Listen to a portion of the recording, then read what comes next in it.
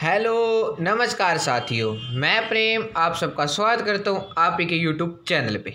जैसे आपको पता है कि हमने करंट अफेयर्स और प्रीवियस ईयर क्वेश्चन की सीरीज शुरू कर रखी है, ठीक है। और आपको पता होगा कि आपके जिन बच्चों ने CHSL के फॉर्म भरे हुए थे उनकी यानी जो उनके एडमिट कार्ड आ गए हैं 12 तारीख से आपके पेपर शुरू हुए हैं। इसलिए जिन बच्चों ने पेपर यानी फॉर्म भर रखे थे वो ज़रूर साइट पे जाके अपने एडमिट कार्ड डाउनलोड कर लेना, ठीक है। और देखना इन करंट अफेयर में से और इन प्रीवियस ईयर क्वेश्चन में से आपके पेपर जरूर बनेंगे। इसलिए आप इन वीडियो को अंत तक जरूर देखना। आप इन वीडियो को अपने दोस्तों के साथ ज़्यादा से ज़्यादा जरूर शेयर करना ताकि और ही बच्चे हमसे जुड़ सके।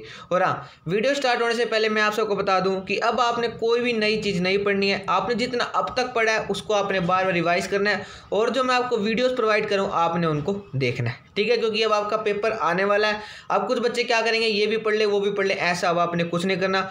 बस आपने जो अब तक पढ़ा है उसकी रिवीजन करनी है। और रिवीजन करने के लिए बेस्ट होता है प्रीवियस ईयर के क्वेश्चन और मॉक टेस्ट, ठीक है। अगर आप मॉक टेस्ट नहीं लगा रहे हैं तो जरूर लगा लेना। और उसके साथ प्रीवियस ईयर क्वेश्चन मैं आपके साथ डिस्कस कर रहा हूँ। तो आइए आज की क्लास आप शुरू करते हैं। आज का पहला क्वेश्चन है आपके सामने, हाल ही में टिकटॉक अपना पहला यूरोपीय डाटा सेंटर किस देश में खोलेगा? TikTok will open its first European data center in which country?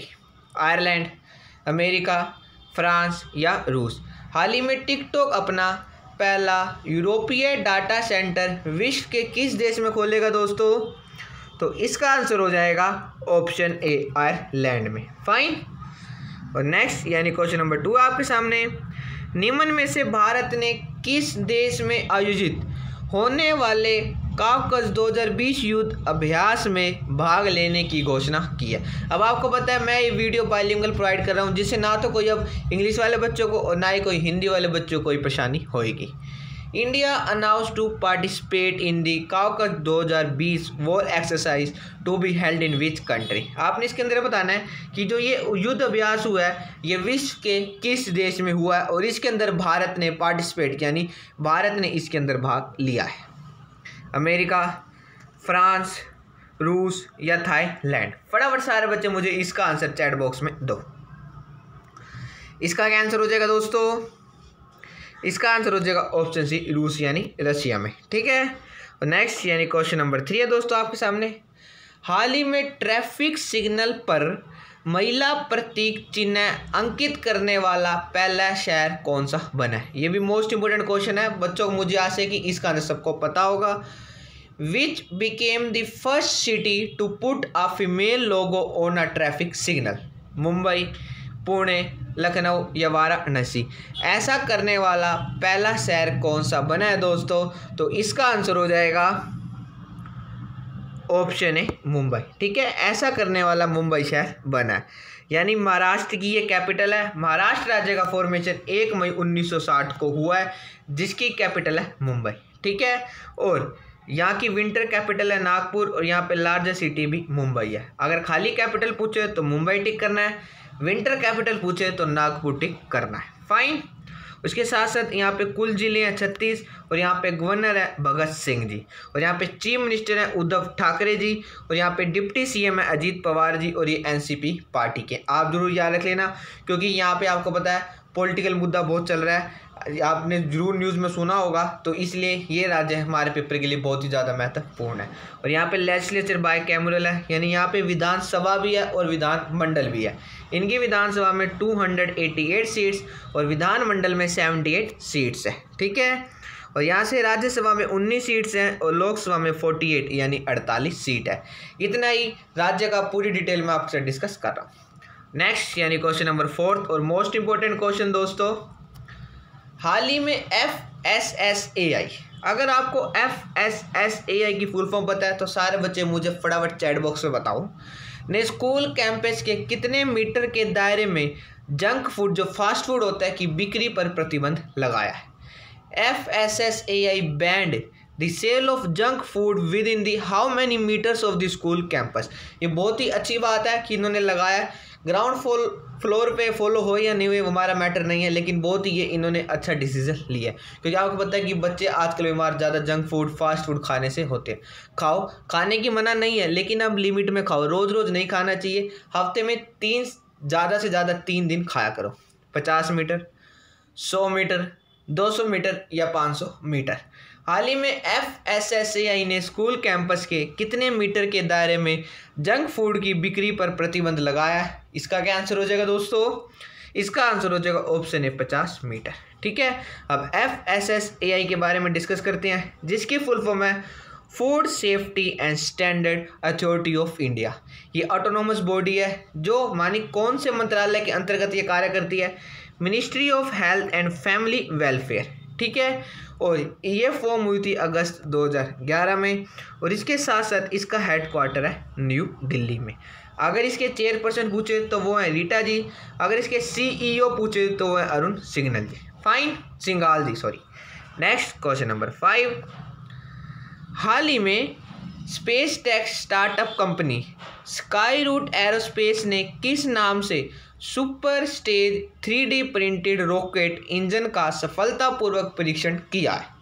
In what name did the space tech startup company Skyroot Aerospace successfully test the super stage 3D printed rocket engine? Question आप सबने पढ़ लिया होगा, मैं 2 बार repeat कर चुका हूँ। अब मैं आपके सामने ऑप्शन, इनमें से आपको बताना है कि निम्न में से क्या नाम है उस super stage 3D printed rocket engine का जिसका हाल ही में स्काई रूट एरोस्पेस ने सफलतापूर्वक परीक्षण किया। फटाफट सारे बच्चे मुझे इसका आंसर चैट बॉक्स में दें। इसका क्या आंसर हो जाएगा दोस्तों? इसका आंसर हो जाएगा ऑप्शन डी रमन। ठीक है, और इसके बारे में हम डिस्कस करते हैं। ये कंपनी फाउंड हुई थी 12 जून 2018 को, जिसके फाउंडर थे हमारे पवन कुमार चंद्रा जी। ठीक है, और इसके साथ साथ नागा भारता ढाका, ये दोनों के दोनों इस कंपनी के फाउंडर थे, जिसका हेडक्वार्टर हैदराबाद तेलंगाना में है। अगर CEO पूछे तो पवन कुमार टिक करना है, CEO पूछे तो नागा भारता ढाका टिक करना है। ये पेपर में नहीं पूछे जाते, मोस्टली हमारे पेपर में फाउंडर और CEO पूछे जाते हैं। फाइन। Next question number 6। निम्न में से कौन सा डिजिटल पेमेंट प्लेटफॉर्म भारत का पहला पॉकेट एंड्रॉयड POS डिवाइस बना है? एक बार इंग्लिश में पढ़ते हैं। Which digital payment platform became India's first pocket Android POS device? PhonePe, Google Pay, Paytm या व्हाट्सएप पे? आपको पता होगा कि व्हाट्सएप पे भी शुरू हो चुका है। ठीक है, हमने ये करना है, which digital payment platform became India's first pocket Android POS device? तो इसका आंसर हो जाएगा दोस्तों ऑप्शन सी पेटीएम। ठीक है, ये फाउंड हुई थी अगस्त 2010 में, जिसका हेडक्वार्टर है नोएडा उत्तर प्रदेश में, जिसके फाउंडर थे विजय शेखर शर्मा जी। और अगर की पीपल यानी CEO की बात करें तो वो हैं वरुण श्रीधर जी और प्रेसिडेंट है अमित नायर जी। ठीक है, देखो तीनों अलग अलग हैं। फाउंडर विजय शेखर शाह जी, की पीपल CEO में वरुण जी और प्रेसिडेंट है अमित नायर जी। फाइन। और अगर वाइस प्रेसिडेंट पूछ जाए तब है वो अजय शेखर शर्मा जी, लेकिन इतना डीपली में नहीं पूछा जाएगा। Next question number 7। हाल ही में उत्तर प्रदेश सरकार में कितने नए साइबर अपराध पुलिस स्टेशन खोले हैं? यानी जो उत्तर प्रदेश गवर्नमेंट है उन्होंने हाल ही में कितने नए साइबर अपराध पुलिस स्टेशन खोले हैं? How many new cyber crime police station opened in Uttar Pradesh government? 10, 12, 16 या 18? हाल ही में कितने खोले गए दोस्तों? सारे बच्चे मुझे फटाफट इसका आंसर दे। उत्तर प्रदेश के CM कौन है? वो है योगी आदित्यनाथ जी। ठीक है, ये बहुत की न्यूज़ में रहते हैं तो आप सब बच्चों को पता होगा। इसका आंसर हो जाएगा option C 16। Fine. Next question number 8। हाल ही में निम्न में से किस राज्य के मोयरा केला को GI टैग जोग्राफिकल इंडिकेशन प्रदान किया गया है? Which states Moira banana has been awarded GI tag? Geographical indication से पेपर में क्वेश्चन बनते हैं। गोवा, महाराष्ट्र, गुजरात या तमिलनाडु? सारे बच्चे मुझे फटाफट बताओ कि हाल ही में मोयरा बनाना ये किस राज्य का है जिसको हाल ही में GI टैग प्रदान किया गया दोस्तों? गोवा, महाराष्ट्र, गुजरात या तमिलनाडु। इसका आंसर हो जाएगा ऑप्शन ए गोवा। फाइन। कुछ बच्चे कहते होंगे सर कि सर ये तो बार बार रिपीट करते हैं, मैं इसलिए बार बार रिपीट करता हूँ, आप भी मेरे साथ बार बार रिपीट करा करो। बार बार रिपीट करने से आपको वो रिवाइज, मैं आपकी रिवीजन करवाता हूँ जिससे कि आपको वो डाटा ज़्यादा समय तक के लिए याद हो जाए। फाइन। उसके बाद आप बार बार इसकी वीडियो की भी रिवीजन कर लिया करो। आप सेटिंग्स में जाके स्पीड बढ़ा के इस वीडियो को 1 से 2 बार और जरूर देखा करो जिससे कि आपको याद होना चाहिए। अगर आप नोट्स बनाते हो तो बहुत अच्छी बात है, ठीक है। अब जिन बच्चों का CSS पेपर है अब वो नोट्स पर बनाता, बट आप इन वीडियो को 2 से 3 बार देख लेना, आपको याद हो जाएगा। जिनका आगामी पेपर है आप जरूर इनके नोट्स बना के चलना। गोवा राज्य का फॉर्मेशन 30 मई 1987 को हुआ था, जिसकी कैपिटल है पणजी, या पणजी में लिखा आएगा, एक ही लिखा आएगा, कन्फ्यूज़न नहीं होनी है। और यहाँ पे लार्जेस्ट सिटी है वास्को डी गामा। यहाँ पे कुल 2 जिले हैं, ठीक है। और यहाँ पे गवर्नर यानी हमारे राज्यपाल हैं भगत सिंह जी, और यहाँ पे चीफ मिनिस्टर है प्रमोद सावंत जी। फाइन। और यहाँ पे सिर्फ और सिर्फ विधानसभा है और इनकी विधानसभा में 40 सीट्स है। यहाँ से राज्यसभा में 1 और लोकसभा में 2 सीट्स है। और यहाँ पे चीफ सेक्रेटरी कौन है, वो है परिमल राय जी, ठीक है। प्रमोद सावंत जी चीफ मिनिस्टर हैं, Parimal Rai ji chief secretary IAS officer है, ठीक है। दोनों में कन्फ्यूज़न नहीं करनी है, इसलिए मैं आपके साथ इसको डिस्कस कर रहा हूँ। और नेक्स्ट क्वेश्चन भी हमारा GI टैग से ही संबंधित है। हाल ही में किस राज्य की मसालेदार मिर्च को GI टैग प्रदान किया गया है? Which state spicy chilli has been awarded GI tag? Goa, Maharashtra या गुजरात, तमिलनाडु। स्पाइसी चिल्ली को हाल ही में किस राज्य का GI टैग प्रदान किया गया दोस्तों? तो इसका आंसर हो जाएगा ऑप्शन ए गोवा का। Fine. Next question number 10th। हाल ही में गुजरात राज्य सरकार ने किसके नाम पर 2 फ्लाईओवर का नाम रखा है? वाह। After home is the Gujarat state government name 2 flyovers, यानी हाल ही में जो गुजरात राज्य उन्होंने निम्न में से किन 2 महान व्यक्तियों के नाम पर अपने राज्य के 2 फ्लाईओवर्स का नाम रखा है? सुषमा स्वराज जी, इनका जो हरियाणा में एक बस स्टैंड है अम्बाला शहर, वहाँ का भी नाम सुषमा स्वराज जी के नाम पर रखा गया है। एक बार अब मैच कर लेना गूगल से कि अम्बाला ही बस स्टैंड है या कोई और है, ठीक है। या आपका होमवर्क लगा लो या कुछ लगा लो, आपने इसको जरूर देखना है क्योंकि ऐसा क्वेश्चन पेपर में बन सकता है। अरुण जेटली जी, दोनों या इनमें से कोई नहीं। हाल ही में गुजरात राज्य सरकार ने किसके नाम पर 2 फ्लाईओवर का नाम रखा है दोस्तों? तो इसका आंसर हो जाएगा ऑप्शन सी दोनों। एक फ्लाईओवर का नाम सुषमा स्वराज जी और अरुण जेटली, इन दोनों के नाम पर उन्होंने अपने 2 फ्लाईओवर के नाम रखे। गुजरात राज्य का फॉर्मेशन 1 मई 1960 को हुआ था, जिसकी कैपिटल है गांधीनगर और यहाँ पे लार्जेस्ट सिटी है अहमदाबाद। फाइन। और यहाँ पे आपको कुल जिले देखने को मिलेंगे 33, और इसके साथ साथ यहाँ पे गवर्नर यानी राज्यपाल हैं आचार्य देवव्रत जी, और यहाँ पे चीफ मिनिस्टर हैं विजय रूपानी जी, और यहाँ पे सिर्फ और सिर्फ विधानसभा है और इनकी विधानसभा में 182 सीट्स हैं। यहाँ से राज्यसभा में 11 और लोकसभा में 26 सीट्स हैं, और गुजरात राज्य का खुद का हाई कोर्ट ही है। Fine. Next question number 11th। हाल ही में भारत के किस विश्वविद्यालय ने इलेक्ट्रॉनिक मास्क विकसित किए हैं? Which university of India develop electronic mask? ये हिंदी में लिखा गया है, यहाँ पे है मास्क, ठीक है। इतना तो बच्चों को पता ही होगा। Which university of India develop electronic mask? Jadavpur विश्वविद्यालय, दिल्ली विश्वविद्यालय, DU, वाराणसी विश्वविद्यालय, या इनमें से कोई नहीं। हाल ही में निम्न में से किस विश्वविद्यालय द्वारा इलेक्ट्रॉनिक मास्क विकसित किए गए हैं दोस्तों? तो इसका आंसर हो जाएगा ऑप्शन ए जादवपुर विश्वविद्यालय। फाइन। देखो आंसर भी गिवन है। Next question number 12th। निम्न में से भारत के किस राज्य में 70 साल बाद दुर्लभ उड़ने वाली गिलहरी देखी गई है? Which state show rare flying squirrels after 70 years? ऐसा हाल ही में भारत के किस राज्य में 70 साल बाद दुर्लभ उड़ने वाली गिलहरी देखी गई है? हरियाणा में, पंजाब में, उत्तराखंड में या उत्तर प्रदेश में? सारे बच्चे मुझे इसका आंसर तो चैट बॉक्स में चाहिए। इसका आंसर हो जाएगा दोस्तों ऑप्शन सी उत्तराखंड में। फाइन। मुझे आशा है कि आपको वीडियो अच्छी लग रही होगी। अगर आपको वीडियो अच्छी लग रही है तो आप इस वीडियो को लाइक करो, ज़्यादा से ज़्यादा अपने दोस्तों के साथ शेयर करो ताकि और भी बच्चे हमसे जुड़ सके। और नेक्स्ट यानी क्वेश्चन नंबर 13। हाल ही में जारी शिक्षण संस्थानों की ARIIA रैंकिंग 2020 में किस प्रौद्योगिकी संस्थान में शीर्ष स्थान हासिल किया है? यानी हाल ही में शिक्षण संस्थाओं की ARII रैंकिंग 2020 जारी की गई है, उसके बताओ कि किस संस्थान को शीर्ष स्थान हासिल हुआ है। मैं आपको ऑप्शन दिखा रहा हूँ। Which institute topped the ARIIA ranking of educational institution in 2020? IIT Madras, IIT Gujarat, IIT Delhi या IIT बॉम्बे? इसका क्या आंसर हो जाएगा दोस्तों? इसका आंसर हो जाएगा ऑप्शन है IIT मद्रास। ठीक है, IIT मद्रास को शीर्ष स्थान मिला है। Next question number 14। हाल ही में निम्न में से किस कंपनी ने इंडियन प्रीमियर लीग 2020 में 222 करोड़ रुपए में टाइटल स्पॉन्सरशिप हासिल की है? ये तो मुझे आशा है कि इसका आंसर सही बच्चे सही देंगे, क्योंकि आजकल के बच्चे जो बच्चे क्रिकेट को ज़्यादा पसंद करते हैं, IPL देखा तो वो तो जरूर इसका आंसर सही देंगे, और ये हमारे पेपर संबंधित है, तो सब बच्चे मुझे इसका आंसर फटाफट दो। Which company won the title sponsorship in the Indian Premier League IPL? Full form MTS के क्वेश्चन पूछी जाती है। Indian Premier League 2020 for 222 crore rupees.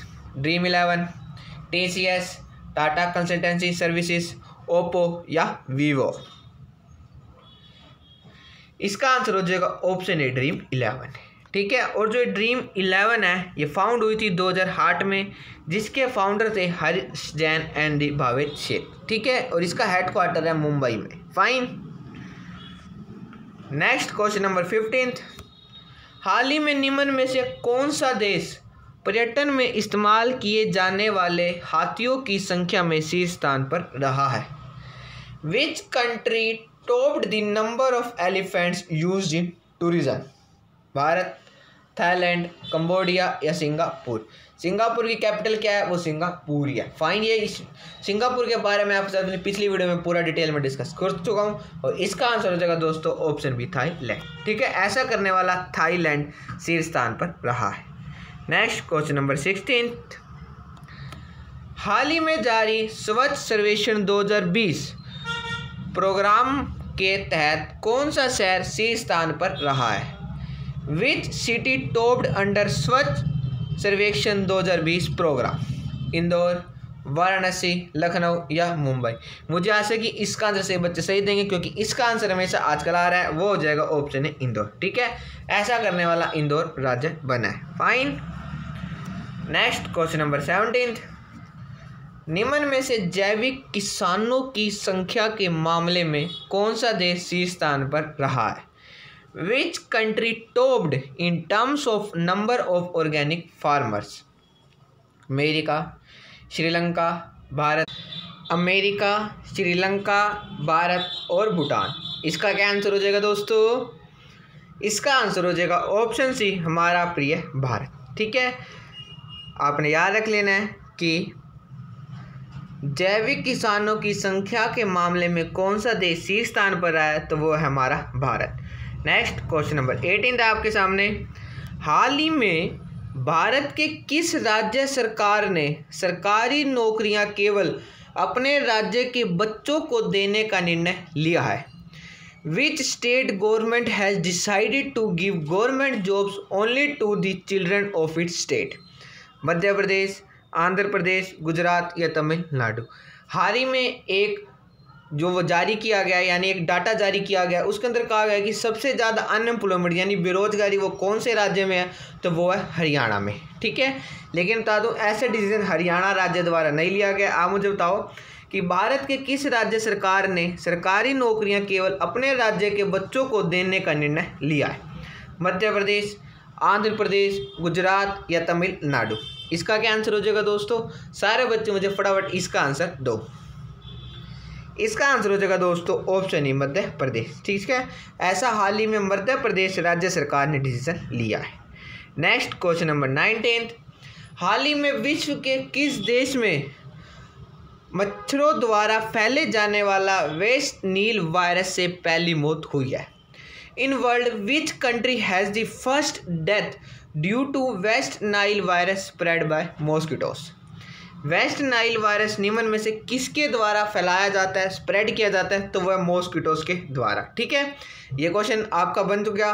ठीक है, और अब आप बताओ ऐसा हाल ही में किस देश में हुआ? स्पेन, सिंगापुर, थाईलैंड या कंबोडिया? अगर आप चाहो तो क्वेश्चन को दोबारा पढ़ सकते हैं। क्वेश्चन दोनों भाषा यानी लैंग्वेज में गिवन है। फटाफट क्वेश्चन को पढ़ो और मुझे इसका आंसर दो। स्पेन, सिंगापुर, थाईलैंड या कंबोडिया? इसका आंसर हो जाएगा ऑप्शन है स्पेन में। फाइन। जिसकी कैपिटल और लार्जेस्ट सिटी है मैड्रिड, और यहाँ पे ऑफिशियल लैंग्वेज और नेशनल लैंग्वेज है स्पेनिश। फाइन। और यहाँ पे किंग यानी राजा रूल चलता है, मोनार्क रूल है, और वो है यहाँ पे किंग कौन है? वो है फिलिप सिक्स्थ। और यहाँ पे प्राइम मिनिस्टर है पेड्रो जी। आपने प्राइम मिनिस्टर इन दोनों में से हमारे पेपर में कोई क्वेश्चन बना तो बनेगा। फाइन। और नेक्स्ट क्वेश्चन यानी क्वेश्चन नंबर 20 है दोस्तों आपके सामने। निम्न में से भारत के किस पड़ोसी देश में सुनहरे खोल वाले कछुए का जन्म हुआ है? In which neighbouring country of India is the golden shell turtle born? Sri Lanka, Bhutan, Nepal या पाकिस्तान? अब इसके अंदर पड़ोसी देश की बात हुई है तो सबसे पहले भारत के कौन कौन से राज्य है पड़ोसी देश के साथ लगते हैं वो मैं पहले आपके साथ डिस्कस करूंगा। ठीक है, श्रीलंका की बाउंड्री भारत के साथ टच नहीं करती, ये वाटरिंग बॉडी है यानी ये पानी में मिलते हैं। ठीक है, इसलिए सबसे पहले भूटान डिस्कस करेंगे। भारत के किन किन राज्यों की सीमा भूटान के साथ टच करती है? सिक्किम। फटाफट आप नोट करते चलना, अगर आपको पता तो सारे बच्चे मुझे इसका आंसर दो। असम। और कौन सा राज्य दोस्तों? वेस्ट बंगाल यानी पश्चिम बंगाल, और एक हो जाएगा आपका अरुणाचल प्रदेश। ठीक है, भूटान के साथ सिक्किम, असम, वेस्ट बंगाल और अरुणाचल प्रदेश की सीमा लगती है। फाइन। अब हम डिस्कस करेंगे नेपाल के साथ। नेपाल के साथ लगती है उत्तराखंड, उत्तर प्रदेश, कन्फ्यूज़न नहीं होगी दोनों, उत्तराखंड उत्तर प्रदेश की लगती। बिहार हो जाएगा आपका, वेस्ट बंगाल यानी पश्चिम बंगाल, और ये हो जाएगा सिक्किम। ठीक है, इन 5 राज्यों की सीमा नेपाल के साथ लगती है। अब हम डिस्कस करेंगे पाकिस्तान के साथ। पाकिस्तान के साथ गुजरात, नेक्स्ट राजस्थान। अगर ये आप मैप से याद करोगे ना, आपको हार्डली 1 या 2 दिन में आप मैप को 3 से 4 बार दिन में रिपीट करोगे ना, आपको याद हो जाएगा। अब मैप को अपने माइंड में बिठाओ, आपको सारे राज्य याद हो जाएंगे। पंजाब। और नेक्स्ट ये आपको होमवर्क है, मुझे बताओ जम्मू कश्मीर या लद्दाख, यह दोनों की आपको पता है यूनियन टेरिटरी बने हैं तो अलग अलग कर दिए गए हैं जम्मू कश्मीर और लद्दाख। इन दोनों की सीमा पाकिस्तान से लगती है, या इनमें से किसकी सीमा पाकिस्तान से लगती है? ये आपका आज का होमवर्क है। फाइन। और इसके साथ साथ मैं चाइना की भी डिस्कस कर लेता हूँ। अब आया तो चाइना के साथ लगती है, एक हो जाएगा आपका जो आपका होमवर्क, जम्मू कश्मीर लद्दाख में से किसकी सीमा चाइना के साथ लगती है? यह आपका होमवर्क है। उसके बाद हिमाचल प्रदेश, उत्तराखंड, सिक्किम, और नेक्स्ट हो जाएगा हमारा अरुणाचल प्रदेश। फाइन। और एक म्यांमार के साथ भी हम डिस्कस कर लेते हैं, म्यांमार। फाइन, फटाफट डिस्कस करेंगे। अरुणाचल प्रदेश, नागालैंड, नेक्स्ट हो जाएगा आपका मणिपुर, और नेक्स्ट और लास्ट हो जाएगा आपका मिजोरम। ठीक है, इन चारों की सीमा म्यांमार के साथ लगती है। और नेक्स्ट और लास्ट है जो हमारा वो है बांग्लादेश। एक क्यों भी क्यों छोड़े जरूरी बांग्लादेश से हमारे पेपर में क्वेश्चन बन जाए। बांग्लादेश से एक हो जाएगा आपका वेस्ट बंगाल, पश्चिम बंगाल, असम, कैपिटल दिसपुर, मेघालय, और नेक्स्ट हो जाएगा त्रिपुरा, और नेक्स्ट यानी लास्ट हो जाएगा आपका मिजोरम। फाइन, आपने याद रख लेना है। हाँ, एक बार एसएससी ने क्वेश्चन पूछा कि भारत के साथ किन राज्यों की सीमा यानी भारत के किन देशों की सीमा वाटरिंग बॉडी है, यानी जो हमारे नेबरिंग, इसके अंदर आपको मेनली ये बताना है कि कितने देश भारत के नेबरिंग कंट्री है एज अ वाटर यानी पानी से। कौन कौन से? एक तो श्रीलंका हो गया, एक हमारा इंडोनेशिया, और एक हो गया मालदीव। ठीक है, अगर आप मैप देखोगे आपको तीनों के तीनों देश दिख जाएंगे। फाइन। और इसका क्या आंसर हो जाएगा दोस्तों? इसका आंसर हो जाएगा option C, Nepal. Next question number 21। हाल ही में निम्न में से ब्रिटेन ने किस प्रसिद्ध व्यक्ति के सोने के चश्मे को, या आप गिन सकते हैं, 2,55,00,000 में बेचकर वर्ल्ड रिकॉर्ड बनाया। Britain has created a world record by selling gold glasses of which famous persons for. देखो इन्होंने इतने करोड़ रुपए का उस व्यक्ति, प्रसिद्ध व्यक्ति का चश्मा बेचा है। महात्मा गांधी जी, रविंद्रनाथ टैगोर, इंदिरा गांधी या सुभाष चंद्र बोस जी। फटाफट सारे बच्चे मुझे इसका आंसर दो। इसका क्या आंसर हो जाएगा दोस्तों? इसका आंसर हो जाएगा ऑप्शन है महात्मा गांधी। देखो आंसर भी गिवन है। अब महात्मा गांधी के बारे में कुछ महत्वपूर्ण तथ्य है। इनका जन्म 2 अक्टूबर 1869 को या 1869 को पोरबंदर गुजरात में हुआ था। ठीक है, 2 अक्टूबर सबको याद होता है, 1869 में बच्चे कंफ्यूज हो जाते हैं। फाइन, पहला पॉइंट। इसके बाद, और आपको पता है हर साल 2 अक्टूबर को गांधी जयंती इसलिए मनाई जाती है और इस दिन हमारा नेशनल हॉलीडे होता है। ठीक है, और ये यूएनओ के द्वारा डिक्लेयर किया गया था। इनके पिता यानी फादर का नाम था, पूरा नाम करमचंद गांधी, और महात्मा गांधी जी का पूरा नाम था मोहनदास करमचंद गांधी। फाइन, इनके पिताजी का नाम था करमचंद गांधी और इनकी माताजी का नाम था पुतली बाई। ठीक है, और इनके पॉलिटिकल गुरु यानी राजनीतिक गुरु सबके साथ डिस्कस कर चुका हूँ मैं 2-3 बार। उसका आंसर हो जाएगा गोपाल कृष्ण गोखले जी। ठीक है, ये इनके पॉलिटिकल गुरु थे। और इनके प्राइवेट सेक्रेटरी, ज़्यादा इतना डीपली में नहीं पूछा जाता वैसे, अब आप ध्यान मत करना, इनके प्राइवेट सेक्रेटरी भी हैं महादेव देसाई और प्यारेलाल नेहरू जी। ये अलग अलग वर्ष में थे, पेपर में इतना डीपली में कभी नहीं पूछा गया। फाइन, इनकी कुछ लिटरेरी वर्क यानी इनके कुछ बुक्स महत्वपूर्ण हैं जो बार बार पेपर में पूछी जाती है। सबसे पहले सर्वोदय, ये इन्होंने कब लिखी थी? 1908 में। ठीक है, जिसको ट्रांसलेट किया गया था इन्होंने लास्ट इन गुजराती भाषा में। और एक है हिंद स्वराज, हिंद स्वराज, ये लिखी गई थी 1909 में। फाइन, 1909। और मोस्ट इंपोर्टेंट इनकी ऑटोबायोग्राफी जिसको कहा जाता है my experiment with truth. Fine, ये इनकी पता होगा माई एक्सपेरिमेंट विद ट्रूथ। और आपको पता होगा कि महात्मा गांधी जी को बापू के नाम से जाना जाता है। ठीक है, इनको गुजराती भाषा में बापू जी के नाम से जाना जाता है। और गांधी जी ने पब्लिश की थी मैगजीन साउथ अफ्रीका में जिसका नाम था इंडियन ओपिनियन। ठीक है, कुछ महत्वपूर्ण तथ्य मैं आपको से डिस्कस करूं। इसके साथ साथ इन्होंने हरिजन भी एक मैगजीन पब्लिश की थी। और इसके साथ साथ एक यूथ इंडिया YOUTH स्पेलिंग में जाना, यूथ इंडिया, जिसका गुजराती में नेम है नव जीवन। फाइन, ये कुछ मैगजीन है महत्वपूर्ण, आप इसको जरूर याद रख लेना। और हाँ, आपको पता होगा कि एक बार इनको नंगा फकीर नेक सेंट किसके द्वारा कहा गया था, ये मुझे आपका होमवर्क है। सारे बच्चे मुझे बताएंगे कि निम्न किसके द्वारा गांधी जी को नंगा फकीर कहा गया था। ठीक है, और गांधी जी को महात्मा की उपाधि रविंद्रनाथ टैगोर जी के द्वारा दी गई थी। फाइन, और नेक्स्ट क्वेश्चन नंबर 22 है आपके सामने। हाल ही में किस बैंक ने गीगा अपॉर्चुनिटीज नामक भर्ती पहल की शुरुआत की है? Which bank launches recruitment initiative called giga opportunities? Axis bank, ICICI bank, PNB Punjab national bank या SBI state bank of India. ऐसा हाल ही में निम्न में से किस बैंक द्वारा ये इसकी शुरुआत की गई है? इसका आंसर हो जाएगा ऑप्शन दोस्तों, ऑप्शन है एक्सिस बैंक के द्वारा। Fine, next question number 23। निम्न में से दुनिया में सबसे ज़्यादा बार कोविड-19 कॉन्टैक्ट ट्रेसिंग एप्लीकेशन कौन सा डाउनलोड किया गया है? Which is the most frequently downloaded covid contact transit application in the world?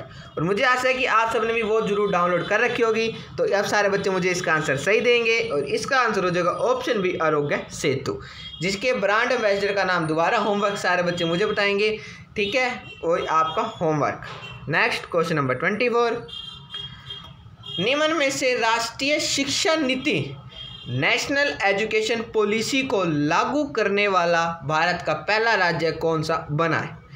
Which state became the first state in India to implement the national education policy? Andhra Pradesh बना है, गुजरात, कर्नाटक या Tamil Nadu? Which state became the first state in India to implement the national education policy? Its answer is option C, Karnataka. Fine. Next question number 25 आपके सामने। हाल ही में जारी export preparedness index EPI 2020 में किस राज्य में शीर्ष स्थान हासिल किया है? यानी which state topped in the export preparedness index 2020? Goa, Tamil Nadu, Kerala या गुजरात? इसका क्या आंसर हो जाएगा दोस्तों? ये हाल ही में जारी हुआ इंडेक्स, तो क्वेश्चन पेपर में ज़रूर बनेगा और इसका आंसर हो जाएगा दोस्तों option A, Goa. Fine. Next question number 26। हाल ही में जारी NCERT, अगर आपको इसकी फुल फॉर्म पता है तो सारे बच्चे मुझे फटाफट चैट बॉक्स में आंसर दो। What is the full form NCERT की ताज़ा रिपोर्ट के अनुसार कितने प्रतिशत छात्रों के पास स्मार्टफोन या लैपटॉप नहीं है? According to the latest NCERT report, how many percentage of students do not have smartphones और लैपटॉप्स? जिन बच्चों ने इस क्वेश्चन को पहले नहीं पढ़ा होगा तो मुझे आशा है कि वो सारे बच्चे इसका आंसर 65% देंगे। ठीक है, क्योंकि हालात परिस्थितियों को देखकर वो इतना परसेंट देंगे, लेकिन मैं आपको बता दूं 27%, 25%, 40% या 65%, लेकिन इसका आंसर हो जाएगा ऑप्शन है 27%। ठीक है, NCERT ने 27% डाटा दिया तो हमें इसको टिक करना होगा। फाइन। कितने प्रतिशत छात्रों के पास स्मार्टफोन या लैपटॉप हमारे भारत में नहीं है?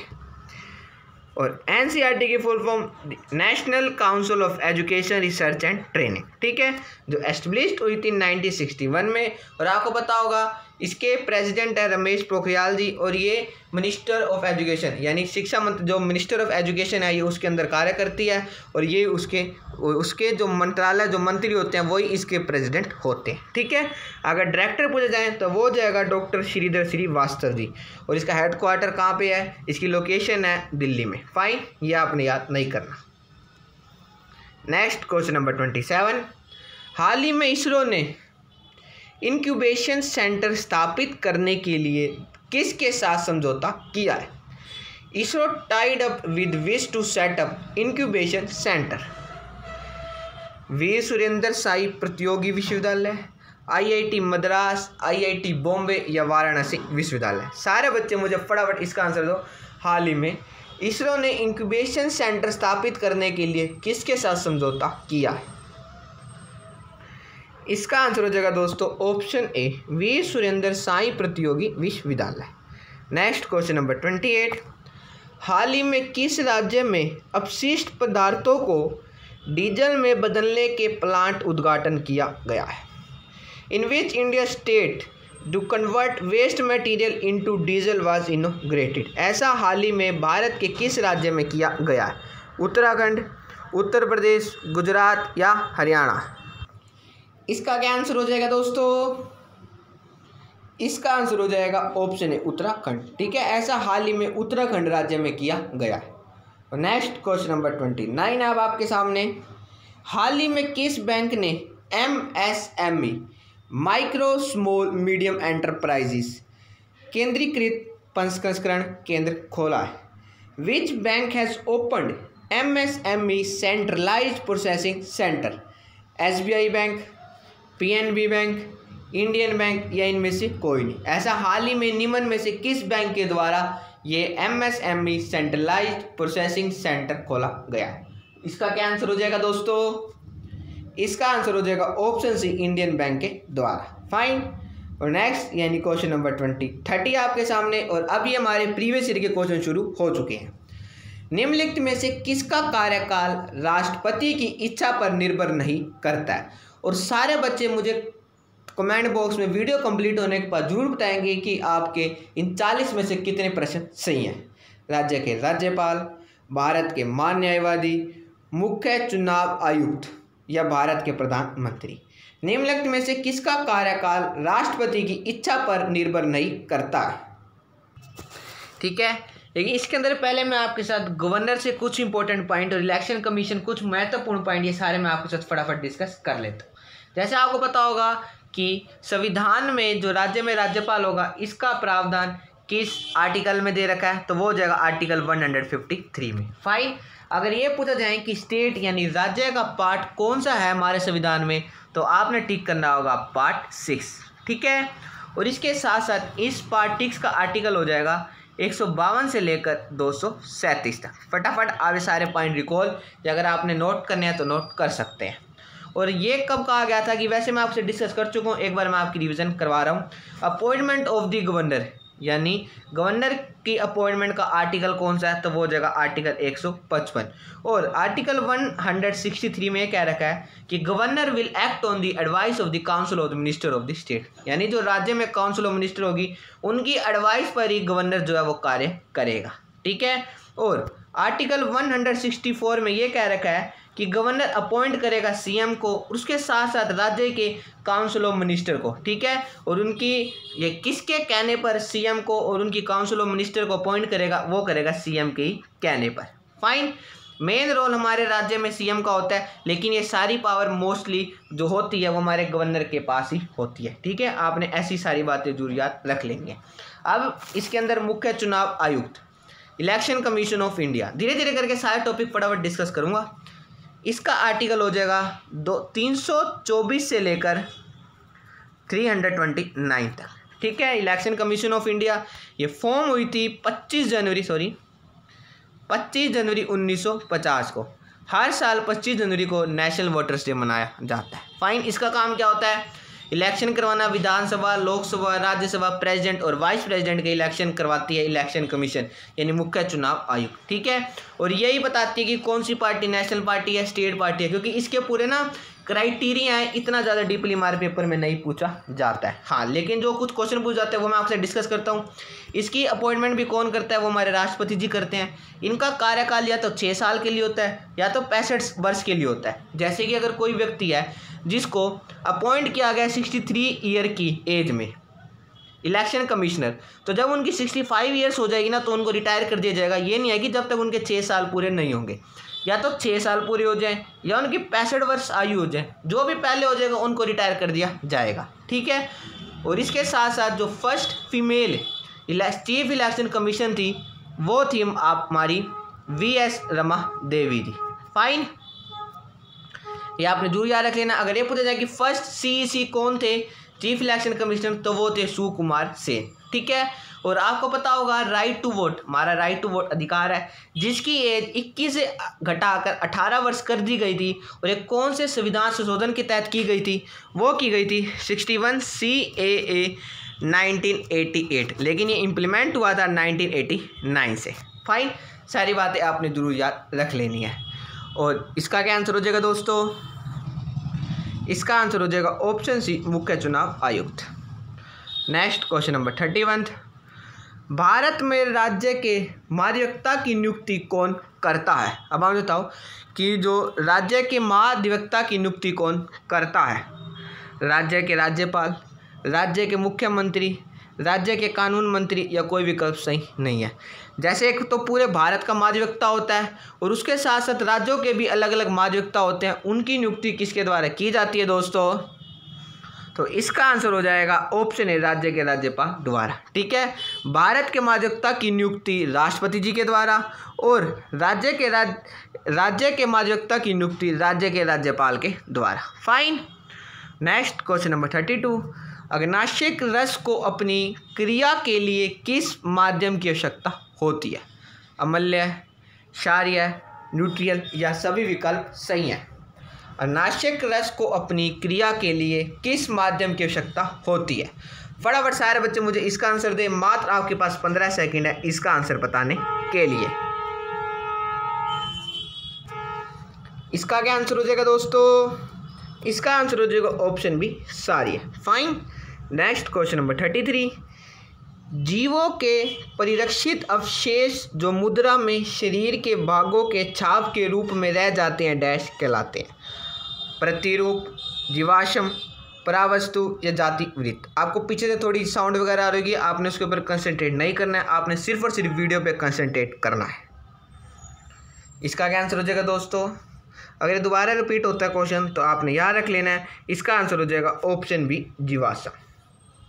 नेक्स्ट क्वेश्चन नंबर 34, आयन मंडल के समन्वेषण के लिए नासा द्वारा प्रक्षेपित होने वाले 2 अभियानों के नाम क्या हैं। ठीक है। इसके अंदर पहले जैसे आपको पता है आयन मंडल, ये जो लेयर है पहले मैं आपसे डिस्कस कर लेता हूँ। जैसे ये होगी हमारी अर्थ, ठीक है। सबसे पहली लेयर है ट्रोपोस्फेयर, जिसको क्षोभ मंडल के नाम से भी जाना जाता है, ठीक है। नेक्स्ट हो जाएगी स्ट्रेटोस्फेयर, ठीक है, जिसको समताप मंडल के नाम से जाना जाता है। फाइन। नेक्स्ट मीजोस्फेयर, मैं लिख देता हूँ नाम, ट्रोपोस्फेयर, स्ट्रेटोस्फेयर, मीजोस्फेयर, मीजोस्फेयर को मध्य मंडल। नेक्स्ट हो जाएगी थर्मोस्फेयर, जिसको आयनोस्फेयर यानी आयन मंडल के नाम से भी जाना जाता है। और नेक्स्ट और लास्ट एक्सोस्फेयर, बाहरी मंडल। फाइन। ETMST, ETMST ऐसे फुल फॉर्म में याद रख लेना, आपको याद हो जाएगा। फाइन। कुछ महत्वपूर्ण पॉइंट भी इसके डिस्कस कर लेता हूँ। जैसे सबसे पहले हमारी ट्रोपोस्फेयर यानी क्षोभ मंडल, ये फर्स्ट लेयर है एटमॉस्फेयर की, और इसकी हाइट 18 किलोमीटर है हमारी इक्वेटर से लेकर, और 8 किलोमीटर है हमारी पोल से, ठीक है। इतना ही आप सफिशिएंट याद रख लेना।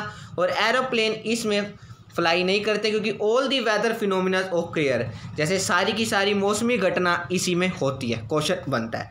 और सेकंड लेयर हो जाएगी हमारी स्ट्रेटोस्फेयर, जिसकी हाइट है 18 से 50 किलोमीटर, ठीक है। और इसके साथ साथ आपने याद रख लेना है इसको, ये एक और मोस्ट इंपॉर्टेंट पॉइंट था कि हाँ, it provides idle flying condition for large jet planes. Fine. और नेक्स्ट यानी हो जाएगी आपकी मीजोस्फेयर, मध्य मंडल, इसकी हाइट अप टू 80 किलोमीटर तक है। और इसके बाद आपको पता है स्ट्रेटोस्फेयर और आयनोस्फेयर के बीच में ये पाई जाती है, ठीक है। इसके बाद हो जाएगी आपकी ionosphere. It contains electrically charge particles यानी that reflects the radio waves back to the earth, thus making radio communication possible। ये लाइन आपको याद रखना होगा। इसको हिंदी में कहा जाता है कि आयनोस्फेयर में हमें आयन मंडल पाए जाते हैं, यानी जो आयंस होते हैं वो हमें इसके अंदर पाए जाते हैं।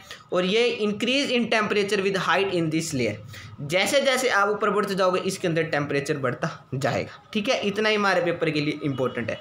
और नेक्स्ट और जो हो जाएगी हमारी एक्सोस्फेयर, ये outer most layer of the earth, ये तो आपको पता चल गया, ठीक है। और इसके अंदर earth gravity is extremely weak होती है, सबसे ज़्यादा वीक इसके अंदर हमारी अर्थ की ग्रेविटी होती है। और इसके आउटर पार्ट को मैग्नेटोस्फेयर भी का नाम से भी जाना जाता है, ठीक है।